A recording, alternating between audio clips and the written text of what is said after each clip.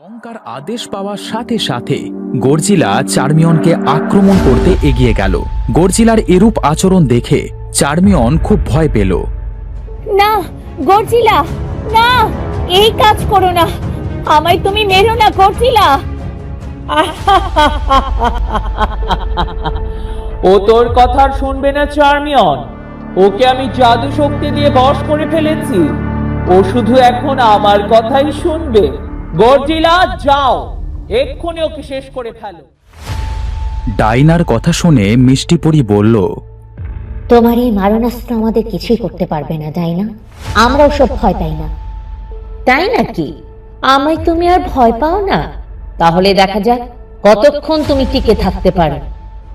এই বলে ডাইনা তখন তার জাদু শক্তি প্রয়োগ করল। সাথে সাথে তার হাতে মারণাস্ত্র চলে আসলো। আমায় এখন আর ভয় পাও না, তাই না মিষ্টি পরি? এখন আমি মারণাস্ত্র নিক্ষেপ করব। দেখবো আজ কে তোমাদেরকে আমার হাত থেকে বাঁচায়। আমাদের এখন নিরাপদ দূরত্বে সরে যেতে হবে মিষ্টি পরি। যদি একবার এই মারণাস্ত্র দিয়ে আমাদের আক্রমণ করে তবে আর বাঁচবার কোনো আশা থাকবে না। ইস, কি কুক্ষণে যেখানে এসেছিলাম, এখন আবার মারণাস্ত্রের ভয় দেখাচ্ছে। দেখেছো দিদি, দেখেছো? মায়ের কাছ থেকে মারণাস্ত্র চুরি করে নিয়ে আমাদেরকেই ভয় দেখাচ্ছে। ভয় পেও না পরীরা, এখন আমাদের ঠান্ডা মাথায় কাজ করতে হবে। যেভাবেই হোক এই মারণাস্ত্রের আঘাত থেকে আমাদের বাঁচতে হবে। মারণাস্ত্রের আঘাত থেকে বাঁচার একমাত্র উপায় হলো আমাদের 7 বোনকে একত্র করা। আমাদের মিলিত শক্তির প্রভাবে চক্রবুজ্জ তৈরি করলে এই মারণাস্ত্রের হাত থেকে রক্ষা পাওয়া সম্ভব। তাহলে আমি এখনই তোমায় মুক্ত করে দিচ্ছি। পরীরা, যাও, তোমরা এখনই ফুলকুমারীর সাথে মিলিত হয়ে চক্রব্যূহ তৈরি করো। মিষ্টি পরি তখন তার জাদু শক্তি প্রয়োগ করল। সাথে সাথে ফুলকুমারী মুক্ত হয়ে গেল। এদিকে ততক্ষণে ডাইনা মিষ্টি পরীকে লক্ষ্য করে তার মারণাস্ত্র নিক্ষেপ করে দিয়েছে। সেটি মিষ্টি পরীর শরীর স্পর্শ করবার সাথে সাথে চক্রব্যূহ তৈরি হলো। না, আমার মারণাস্ত্র এভাবে অকার্যকর হতে পারে না। যেভাবেই হোক আজ আমি ওদেরকে হত্যা করব। এত অধৈর্য হয়েও না ডাইনা। এই চক্রব্যূহ না ভেঙে মারণাস্ত্র প্রয়োগ করলে কোনো লাভ হবে না। আগে এই ব্যূহ ভাঙতে হবে। ঠিক বলেছ সেনাপতি, আর সেজন্য আমায় অসুর শক্তি প্রয়োগ করতে হবে। তাই করো। যদি কোনোভাবে 7 বোনকে আলাদা করা যায় তবেই এই চক্রব্যূহ ভেঙে যাবে। বেশ, তবে সেই চেষ্টাই করছি। এই বলে অসুররাজ তার জাদু শক্তি প্রয়োগ করল। সাথে সাথে সেখানে বিক্রমাদিত্য আবির্ভূত হল। ফুলকুমারী, ফুলকুমারী, তুমি এখানে কি করছো? এক্ষুনি আমার কাছে এসো, আমি তোমাকে নিয়ে পৃথিবীতে ফিরে যাব। আমার কাছে এসো বলছি। বিক্রমাদিত্যের কথা শোনবার সাথে সাথে চক্রব্যূহ ভেঙে পড়ল। সাথে সাথে তার মধ্য থেকে 7 পরী ছিটকে পড়ল। যাসনে ফুল, যাসনে, ওরা তোকে মায়া দিয়ে ভুলিয়ে নিচ্ছে। ওদের পানে যাসনে বোন। না, আমাকে কেউ আটকাবে না। আমি আমার স্বামীর কাছে যাবই। ও যে আমায় ডাকছে। এমন ভুল করো না ফুল, ও বিক্রমাদিত্য নয়। ওর কাছে গেলে তুমি বিপদে পড়বে। ফুলকুমারী কারোর কথা না শুনে বিক্রমের দিকে এগিয়ে গেল। কিন্তু কিছু দূর যাওয়ার পরই তার ভুল বুঝতে পারল। বিক্রমের সামনে যেতেই সে ফুলকুমারীর সামনে থেকে অদৃশ্য হয়ে গেল। মহারাজ, মহারাজ, কোথায় গেলেন আপনি? মহারাজ, আপনি আমায় ফেলে কোথায় গেলেন? মহারাজ! তোমার স্বামী নেই এখানে ফুল। ও তো ছিল আমার মায়া। এখন কোথায় পালাবে? এক্ষুনি ওকে বন্দি করো। ছেড়ে দে, ছেড়ে দে বলছি শয়তান, ছেড়ে দে আমায়। এখন আর আমাদের হাত থেকে ছাড়া পাবে না তুমি ফুলকুমারী। এবার একে একে সব কটাকে আমি শেষ করব। এই বলে ডাইনা পরী মারণাস্ত্র প্রয়োগ করতে গেল।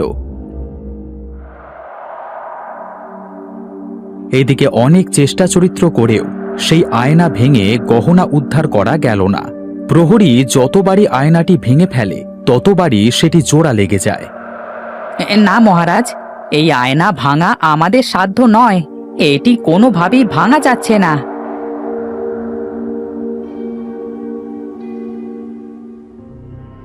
এখন উপায়? এই আয়না না ভাঙতে পারলে যে গহনা উদ্ধার করা যাবে না, আর গহনা না পেলে যে আমার মান সম্মান কিছুই থাকবে না। এত অধৈর্য হবেন না মহারাজ, আমি আয়না রহস্য উন্মোচন করে গহনা উদ্ধার করব। তুমি এই আয়না রহস্য উন্মোচন করতে পারবে? কিন্তু কিভাবে? আমার মনে হয় এই আয়নার ভেতরে কেউ একজন লুকিয়ে আছে, যে আড়াল থেকে সব কলকাঠি নাড়ছে। তাকে যদি কোনোভাবে আয়নার সামনে আনা যায় তবেই সব রহস্যের উদ্ঘাটন করা যাবে। কিন্তু কিভাবে তাকে আনবে এখানে? সে আসতে চাইলে আগেই আসতো। আমার কাছে এমন এক শক্তি আছে যার দ্বারা অদৃশ্য যে কোনো আত্মাকে আহ্বান করা যায়। তবে তাই করো মা, এক্ষুনি আয়নার ভেতরে লোকটাকে নিয়ে এসো, দেখি ও কেন এত জ্বালাতন করছে। সবার অনুমতি পেয়ে শুভ্রা আয়নার উপর তার জাদু শক্তি প্রয়োগ করল।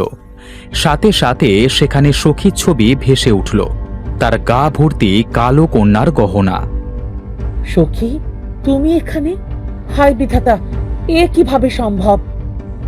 সখী বোধহয় কিছু একটা বলতে চাইছে, আয়নার ওপাশে থাকায় ওর কথা আমরা বুঝতে পারছি না।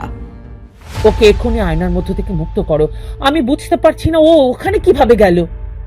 ঠিক আছে মহারানী, আমি সখীকে নিয়ে আসছি। কালো কন্যার কথা শুনে শুভ্রা আয়নার দিকে হাত বাড়ালো।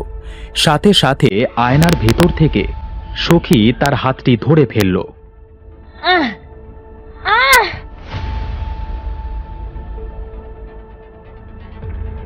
সখী, তুমি ঠিক আছো তো? হ্যাঁ মহারানী, আমি ঠিক আছি। ও, এতদিন যে কি কষ্টেই ছিলাম সে আর কি বলবো আপনাকে। আয়নার ভিতর বন্দি থেকে সব কিছু টের পাচ্ছিলাম, কিন্তু কিছুতেই নিজের উপস্থিতি জানান দিতে পারছিলাম না।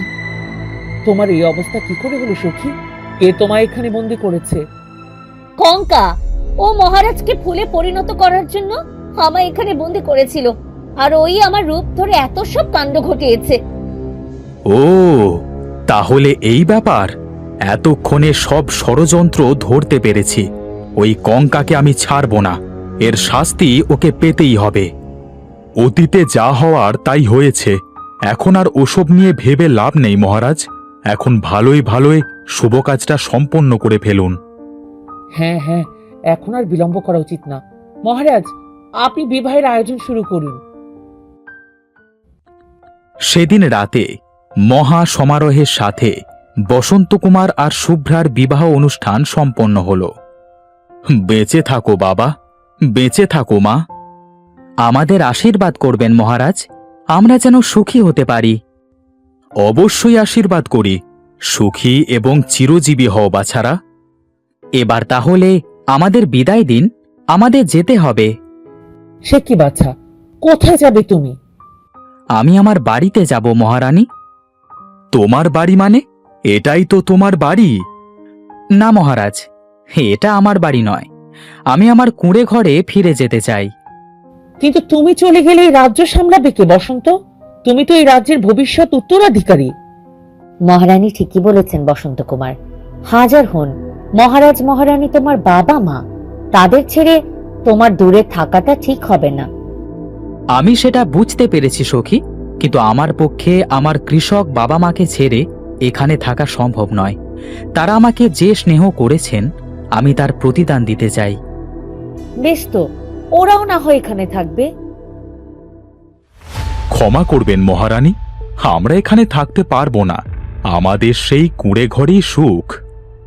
আর বাবা আজ থেকে মহারাজের সারথির কাজও করবে না।